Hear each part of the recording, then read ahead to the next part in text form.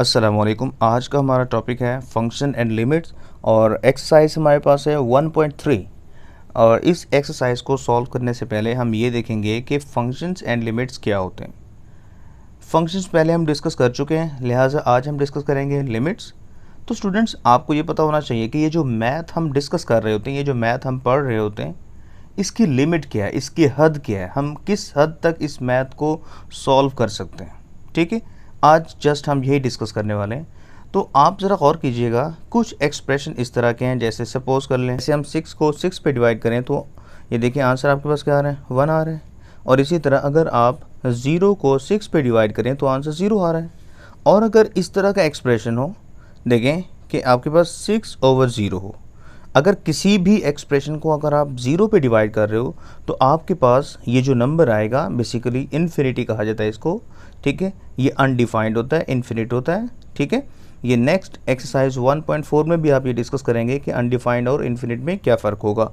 अब स्टूडेंट देखें, ये जो सिंबल आपको नज़र आ रहे हैं ना, ये कब आपको मिलेगा, जब आप किसी भी एक्सप्रेशन को 0 से डिवाइड करेंगे। ठीक है, किसी भी एक्सप्रेशन को जब आप 0 पे डिवाइड कर रहे होंगे तो आपको जो आंसर मिल रहा होगा वो आपके पास क्या होगा, अनडिफाइंड। इसी तरह है कि जब भी हम किसी भी एक्सप्रेशन को 0 पे डिवाइड करते हैं तो रिटर्न में हमें इन्फिनिटी मिलता है। ठीक है, ये जो आपको नंबर यहाँ पे नज़र आ रहे हैं। ठीक है, अब इस चीज़ को, इस तरह के एक्सप्रेशन को सॉल्व करने के लिए ये जो नॉर्मल मैथ है, ये जो आम रूटीन में हम मैथ को सॉल्व कर रहे होते हैं, ये यहाँ पे आके फेल हो जाता है। एक और नाम भी दिया जाता है, ये बेसिकली इनडिटर्मिनेट फॉर्म है। कौन सी फॉर्म है ये, इनडिटर्मिनेट फॉर्म। ठीक है, ऐसे एक्सप्रेशन, ठीक है, जिनको हम सॉल्व नहीं कर सकते नॉर्मल मैथ में, तो उसके लिए हमें लिमिट चाहिए होती है। इनवैलिड फॉर्म भी इसको कहा जाता है। और इसी तरह आप ये देख सकते हैं कि 0 की पावर 0 हो तब भी इनडिटर्मिनेट फॉर्म होगा, और अगर इन्फिनिटी की पावर 0 हो तब भी ये क्या होंगे, सारी की सारी वैल्यूज़ आपके पास क्या होंगे। समझ लें कि ये इनडिटर्मिनेट है, इनको आम मैथ में, ये जो नॉर्मल मैथ होता है उससे सॉल्व नहीं किया जा सकता। अब स्टूडेंट्स देखें, ऐसे एक्सप्रेशन जैसे यहाँ पे मैंने लिखा 0/0, ऐसे एक्सप्रेशन को सॉल्व करने के लिए हमें चाहिए होती है लिमिट। लिमिट हमें ऐसे एक्सप्रेशन को सॉल्व करना सिखाती है। लिमिट का सिर्फ इतना ही काम होता है। देखें, अगर हम गौर करें, अब हम लिमिट में सीखेंगे क्या, सबसे इम्पॉर्टेंट बात ये। ठीक है, और कुछ ऐसे एक्सप्रेशन देखें, मैं आपको एक एग्जांपल देता हूँ। ठीक है, फिर उससे आप इन चीज़ों को अच्छी तरह समझेंगे। स्टूडेंट देखें, एग्जांपल आपके सामने, अगर एक एक्सप्रेशन लिखा जाए x² - 9/x - 3। ठीक, लियो इस एक्सप्रेशन की वैल्यू आपने फाइंड आउट करनी है। At x is equal to, suppose कर लें कि आपने 4 के ऊपर आपने इसकी वैल्यू क्या करनी है, फाइंड आउट करनी है। तो देखिए, इसके अंदर आप जहाँ x नज़र आ रहे हैं वहाँ 4 पुट करें, 4 का स्क्वायर, इसी तरह ये आपके पास आंसर आ जाएगा 7। ठीक है स्टूडेंट, देखें, अगर आपके पास एक्सप्रेशन कुछ इस तरीके से आ जाए कि आपके पास x² - 9/x - 3 है, और आपसे कहा जाए कि आप फाइंड करो इसकी value, find the value of the given expression at x is equal to 3। ठीक है, ये आपने इसके ऊपर क्या करना है, वैल्यू फाइंड आउट करनी। तो स्टूडेंट गौर कीजिएगा, आप जहाँ पे भी आपको x नज़र आ रहे हैं वहाँ आप ये पुट करें, तो 3 का स्क्वायर, तो 9 - 9/3 - 3। ये देखें, ये आपके पास एक्सप्रेशन आ रहा है 0/0। ये इनडिटर्मिनेट फॉर्म है। इस तरह के क्वेश्चंस को सॉल्व करना है। ठीक है, जैसे ये एक्सप्रेशन है, अब ऐसे एक्सप्रेशन को सॉल्व करना है। ठीक है, कौन सा एक्सप्रेशन जिसका आंसर आपके पास क्या आ रहा है, 0/0 आ रहा है। ऐसे एक्सप्रेशन को सॉल्व करने के लिए फिर जो हम काम करेंगे वो हम लिमिट के थ्रू इसको सॉल्व करेंगे। जगह जब भी किसी भी एक्सप्रेशन में 0/0 वैल्यू आ रही हो तो आप समझ जाएं कि इस क्वेश्चन में कुछ ना कुछ गड़बड़ है। ठीक है, अब उस क्वेश्चन को हम बेसिकली नॉर्मल मैथ से सॉल्व नहीं कर सकते, तो उसके लिए हमें चाहिए होती है लिमिट। लिमिट से हमें ये आइडिया मिलता है कि जहाँ हमारा नॉर्मल मैथ नहीं पहुँच पाता वहाँ हमें लिमिट पहुँचा देती है। ठीक है, तो मतलब देखें, सिंपल सी बात है, अगर हम इसी एक्सप्रेशन को लिमिट की मदद से सॉल्व, अब हम इस एक्सप्रेशन को सॉल्व करना चाहें तो हमें चाहिए होगी लिमिट। सबसे पहले हम ये देखते हैं कि लिमिट को लिखते कैसे हैं। ठीक है, तो देखें, अगर इसी एक्सप्रेशन की हम बात करें तो आप ज़रा गौर कीजिएगा, सिंपली आप इसको लिमिट कहा जाता है x टेंड्स टू 3 या x अप्रोचेस टू 3। ये लिमिट के लिखने का तरीका है।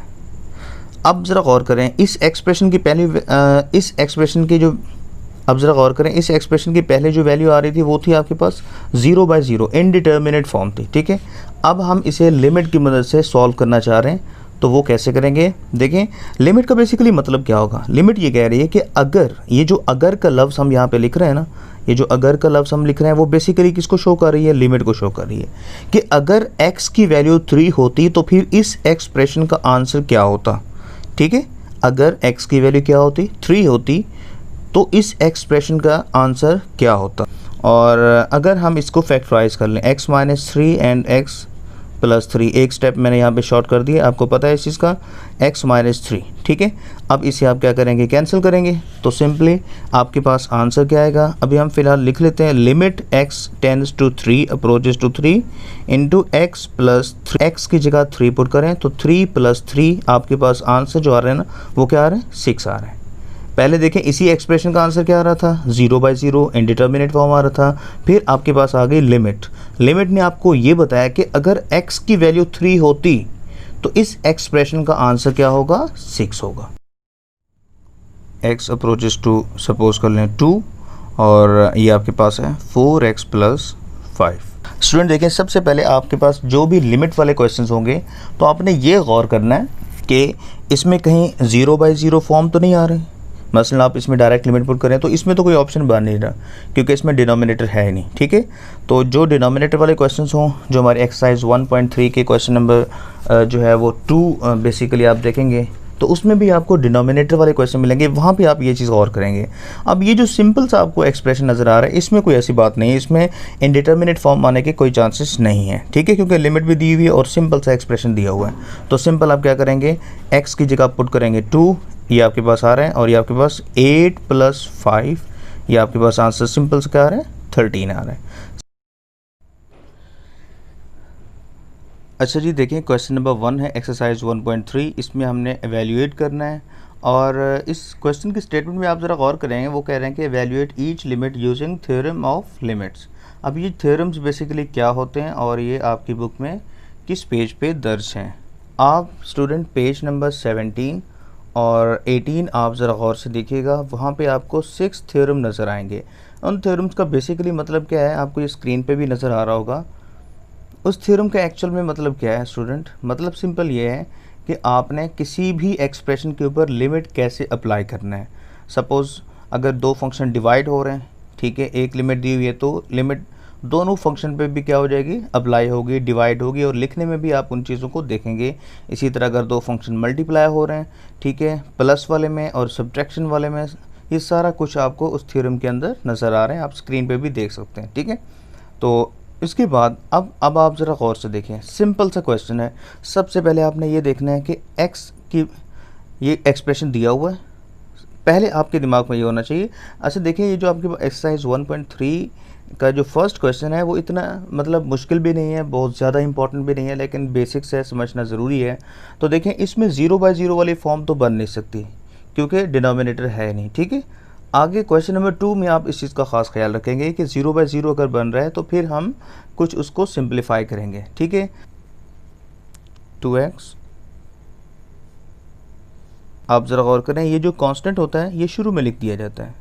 तो स्टूडेंट देखें 2, और इस x की जगह हमने क्या पुट करना है? ये लिमिट दी हुई है, ये आपके पास है 3 प्लस कांस्टेंट, क्योंकि ये फिक्स नंबर है, ये चेंज नहीं होगा, तो ये आपके पास आ रहेगा 4, और 3 2 ज़ा 6 + 4, ये आपके पास 10, इसका क्या आ रहा है? सिंपली आंसर आ रहा है। x अप्रोचेस टू 1, और ये आपके पास x² - 2, फिर आपके पास है लिमिट x अप्रोचेस टू 1, और ये x प्लस फिर limit x approaches to 1 and 4। Simply x की जगह आप क्या पुट करेंगे? 1 पुट करेंगे, 1 का स्क्वायर -2 × 1 + 4, तो ये आपके पास आंसर आ जाएगा स्टूडेंट 3 - 2 + 4, तो ये आपके पास बनेगा 7 - 2 5, इसका हुआ आंसर। स्टूडेंट इसी तरह नेक्स्ट क्वेश्चन आप ज़रा गौर कीजिएगा, देखें लिमिट x²। अच्छा देखें, जो स्क्वायर रूट वाले क्वेश्चन होंगे ना, उसमें भी कुछ इश्यूज जो है ना वो होते हैं, वो आप ज़रा गौर कीजिएगा। उसमें एक बात ये होती है कि अगर आप लिमिट अप्लाई कर रहे हो और स्क्वायर रूट में -1 नहीं आना चाहिए, ठीक है, माइनस नहीं आना चाहिए, क्योंकि वो कम्प्लेक्स नंबर में चला जाता है, जिसको हम आयोटा। स्क्वायर रूट x की जगह आप क्या पुट करेंगे? 3 का स्क्वायर प्लस 3 प्लस 4, देखें ये आपके पास आ रहा है 9 प्लस 3 प्लस 4, तो ये आपके पास आ रहा है 16 स्क्वायर रूट। तो आपके पास इसका आंसर क्या आया, क्या आ जाएगा, आंसर आपके पास क्या आ जाएगा 4। ठीक है, इसी तरह नेक्स्ट क्वेश्चन है, वो भी आप ज़रा गौर करें। देखें मैं डायरेक्ट लिमिट अप्लाई कर रहा हूँ, आप इसको देखें 2 की पावर 3 प्लस 1, फिर माइनस 2 की पावर 2 प्लस 5, देखें 8 प्लस 1 माइनस 4 प्लस 5। तो स्टूडेंट देखें आपके पास आ रहे हैं 9 square root minus 9 square root. आप चाहें तो इसे कैंसिल कर दें, आप चाहें तो आप 3 माइनस 3, ये आपके पास आंसर क्या आ रहा है इसका 0। देखें ये वो एक्सप्रेशन है जो डिनोमिनेटर की फॉर्म में आ रहा है। तो जो भी आपके पास लिमिट वाले क्वेश्चन डिनोमिनेटर की फॉर्म में आ रहे हो, तो आपने कोशिश ये करनी है कि उसमें आप ऐसे ही आप सिंपली रफ पे भी आप ये कर सकते हैं, आप लिमिट अप्लाई करके चेक करें कि कहीं 0/0 तो नहीं आ रहा। -2 पुट करें, -2 प्लस 5 इंटू -2 और 3 इंटू -2 -2, ये आपके पास क्या आ रहा है स्टूडेंट 2 इंटू -8 और ये मल्टीप्लाई हुआ तो -10 over -6 -2 16 -10 divided by -8 -26 over -8 cancel हो गया और ये आपके पास आ गया 13/4।